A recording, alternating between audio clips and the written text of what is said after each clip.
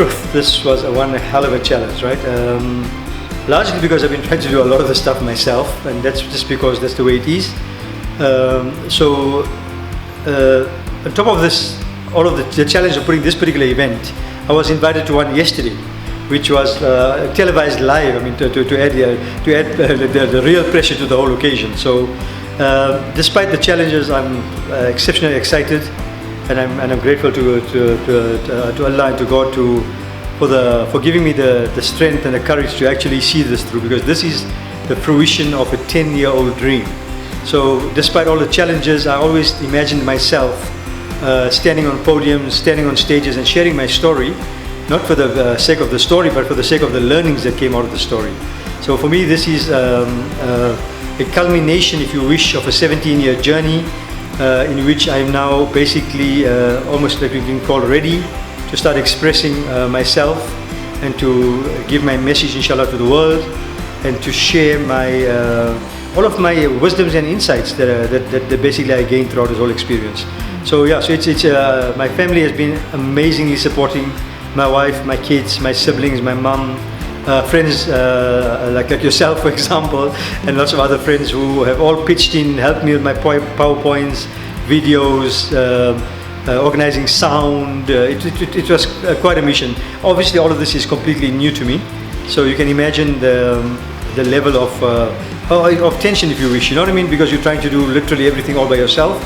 But it's all coming together, and everybody's sort of pitching in now. My mom and my brother came all the way from Clarksdorp. I got my sister and her family coming through.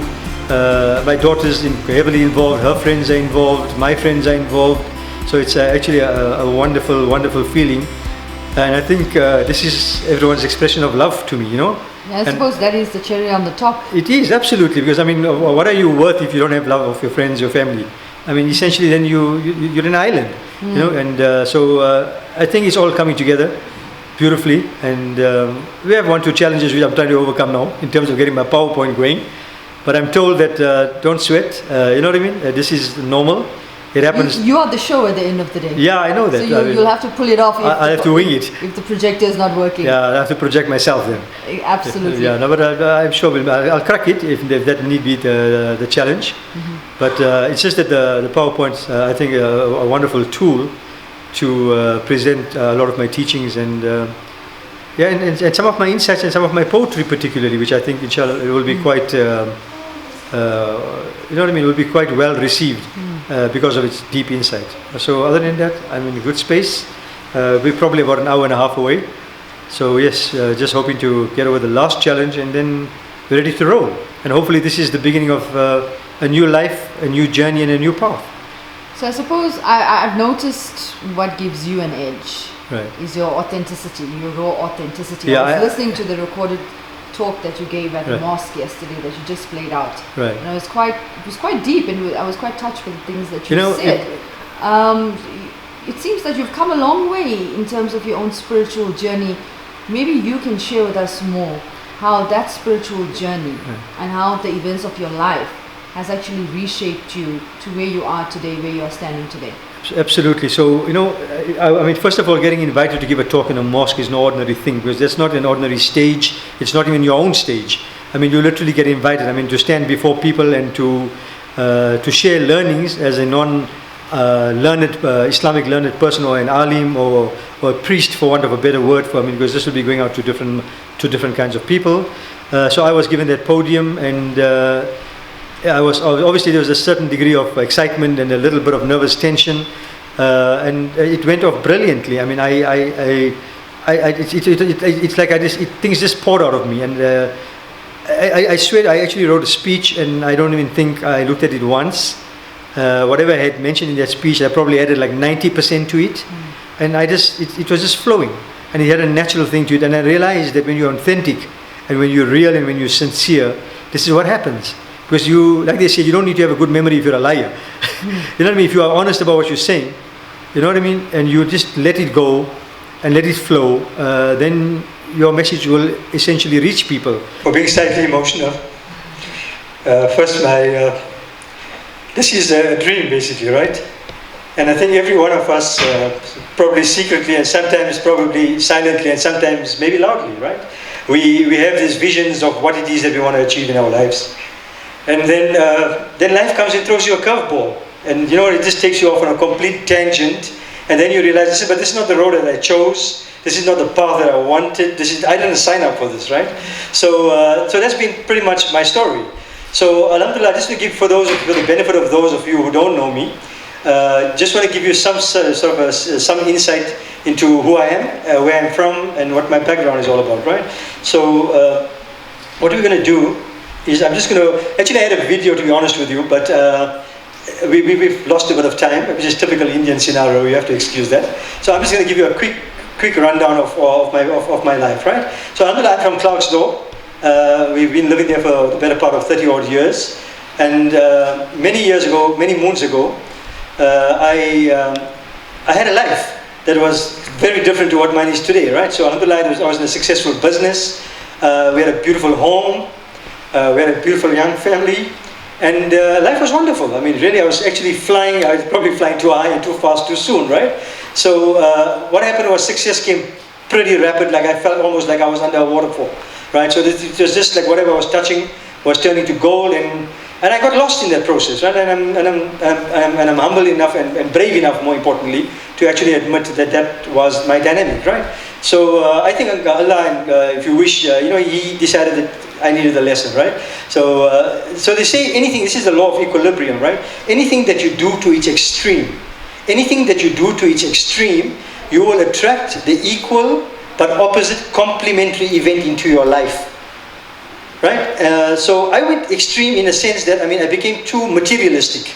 I was chasing too much of a name and fame and wealth and flashy cars and Hugo Boss and Armani. This is exactly what my life, I can literally tell you, I used to come to Joburg, jump on a plane, land in Durban at Casanova, spend the day, and I won't even use the numbers, it was disgusting, Allah forgive me. But the point was, it's like nobody can actually imagine how you'll behave in a particular condition, right? So it's easy to say, I would never do that. So this is another very interesting insight. Everything that you lay a claim to do or not to do, you will attract that into your life. So if you say, me, I would never be a drinker. Me, no chance, right? Trust me, you will attract that into your life. So these are some of the kind of insights and wisdoms, So I'm just going to give you something about, I'm trying to be brief about it, right? But as we go along, you'll get a sense, right? So this is one of the poems that actually epitomizes my journey. And it says here, there was a time when I was judged by the height of my tree, meaning my status, right? Until a day when a storm happened upon me. Now, by the depth of my roots, I am defined. Humbler, smarter, a lot more refined. So that has been, if you wish, my transformation, right? And I think, alhamdulillah, every one of us that are sitting here, we are all stories. We are stories. We don't have stories. We are stories. We are books. We have a beginning. We have a middle, right? We haven't reached our end yet, fortunately. But we will get there in time. Okay, so nobody's rushing the process, right? And then this is a summation of my learnings, right? This particular poem, I call it paradox. A paradox is basically an apparent contradiction, right? So I said I was broken. Loss made me whole, right? I don't know if you can grab that, right? That's deep. Okay, then I said I was lost. Love found me. Now this love was my wife, my child, most especially my creator, right? And then I was empty, faith filled me. Now this was an amazing part because my journey actually led me straight into faith, right? Which was also a gift. And then I was sentenced, right? I was sentenced meaning that I, for many years, wanted to write. And for many years I had this desire to put pen to paper, but I for some reason I was afraid of that process, And then eventually this entire journey, basically I said I was sentenced, words freed me, I eventually started writing. And in the last many years I've written well over 504 poems and insights, which is something quite remarkable considering that all of this happened in the last few years, right? And then lastly I said, and which is probably hopefully evident today, that I was somebody else, now I'm me. So I literally went through this process of change and of transformation.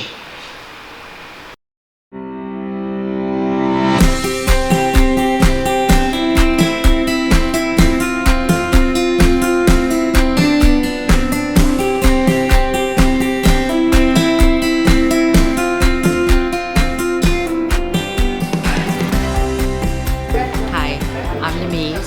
So I met Imran a couple of months ago at a real success event, and immediately our energies connected.